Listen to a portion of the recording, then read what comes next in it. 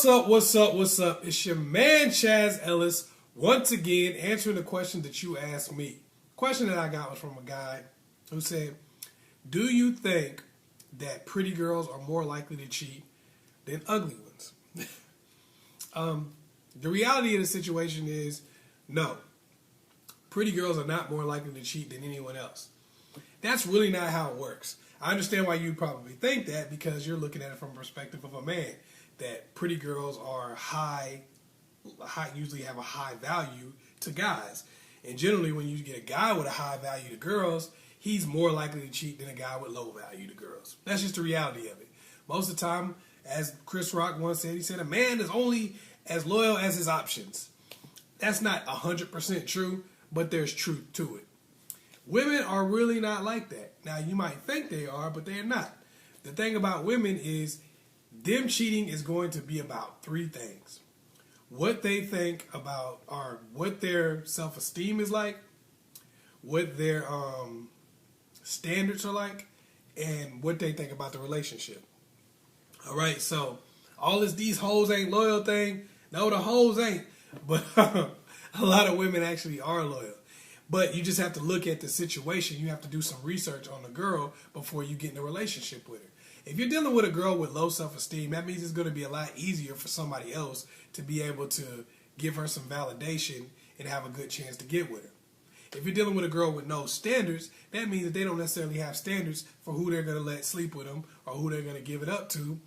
So they're more likely to take small things from somebody and that be enough to get them. If you're dealing with a girl and y'all relationship is kind of messed up for whatever reason, whether it's something you did or what she thinks about you or whatever, now you have a higher likelihood of her to cheat on you. But normally you're going to need at least two of these things put together. If you and a girl are having a bad time in your relationship, things are going kind of sideways and south, normally that girl is going to leave you more likely than cheat on you. Now, if you get dealing with a girl with low self-esteem that doesn't think she can do any better, then a lot of times she's going to be more likely to end up cheating on you.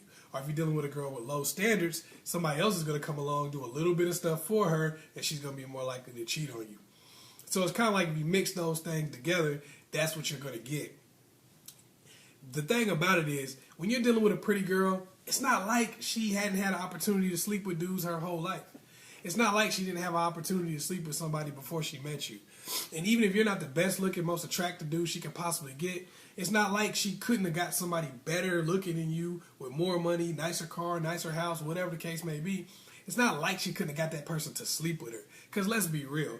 If a pretty woman walks into a room and says, hey, I want to sleep with one of you guys, and it's 100 dudes in that room, the reality of the situation is maybe one of them, we're assuming they're all heterosexual dudes. All right, so maybe one of them dudes will probably say no if the girl's really pretty.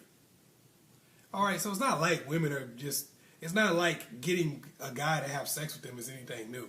It's not like just because a guy is attracted to, or many guys are attracted to your girl, it's not like they're going to be able to get her. Okay, it doesn't work like that. I'm sure we all wish it did. I'm sure we all wish that if you was attracted to a pretty girl, you just automatically get to smash. Sure, but that we all know, I don't have to tell any guy here, that's not the way it works. Okay? Because there would be less lonely dudes out there. And we know there's a lot of them.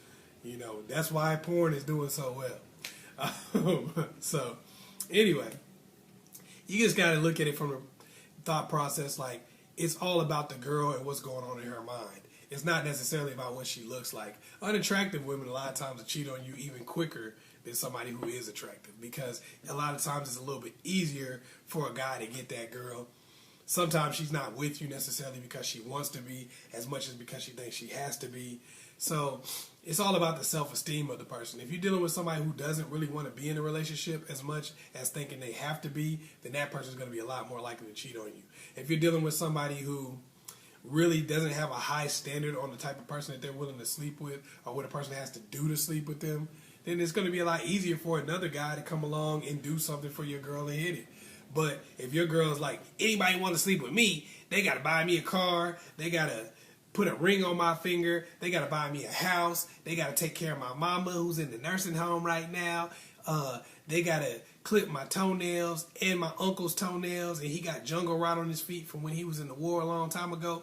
You know, if somebody's sitting there saying you got to do all that, then the standard is so high that a lot of other people aren't going to even try to smash.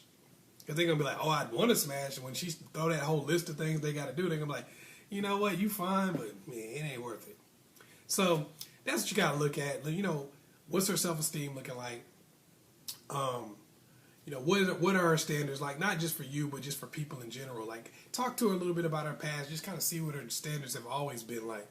And also, you know, what's y'all relationship looking like? Is it good? Are things going well? Do y'all seem to be two people who really want to be together?